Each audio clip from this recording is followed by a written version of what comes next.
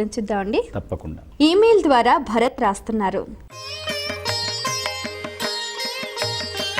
దీపారాధనకు ఆముదం నూనె ఉపయోగించవచ్చునా తెలియచేయగలరు అంటూ రాస్తున్నారు. సాధారణంగా మనము ఆవు నెయ్యితోటి లేదు ఇతరమైనటువంటి నువ్వుల నూనె వీటన్నిటితోటి కూడా దీపారాధన చేస్తాం. ఈ ఆముదము నూనెని హేరండ తైలము అంటారు. ఈ హేరండ తైలం ఎట్టి పరిస్థితుల్లో దేవతా కార్యక్రమాల్లో వాడడానికి వీలు లేదు అని స్పష్టంగా వాక్యాలు చెప్పబడున్నాయి. కాబట్టి ఎప్పుడు ఆముదము నూనె భగవంతుడికి జ్యోతిగా మాత్రం మన మనస్సులో అనుకొని మనం వెలిగించకూడదు.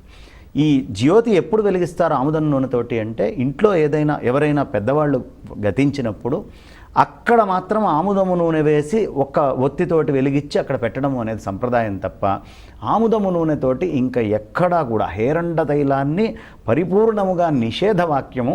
ఇంతకు ముందు నుంచి మనం చేసుకున్నటువంటి పుణ్యం ఏదైతే ఉందో అది ఆముదము దీపముతో ఆముదము నూనెతోటి గనక దీపము వెలిగిస్తే ఆ పుణ్యం అంతా కూడా ఈ ఒక్క దీపము హరించి మొత్తం తీసుకొని వెళ్ళిపోతుంది. కాబట్టి సందర్భము అనేటటువంటిది స్పష్టంగా ఈ ఫలానా సమయంలో వాడాలి అని చెప్పారు. కాబట్టి ఎట్టి పరిస్థితుల్లో ఆ హేరండ నూనెని ఆ సందర్భములోనే వాడాలి ఆముదము నూనెని. మిగతా సందర్భాల్లో దేవతా పూజల్లో ఆముదము అనేటటువంటిది పరిపూర్ణమైనటువంటి నిషేధ వస్తువు. ఎట్టి పరిస్థితుల్లో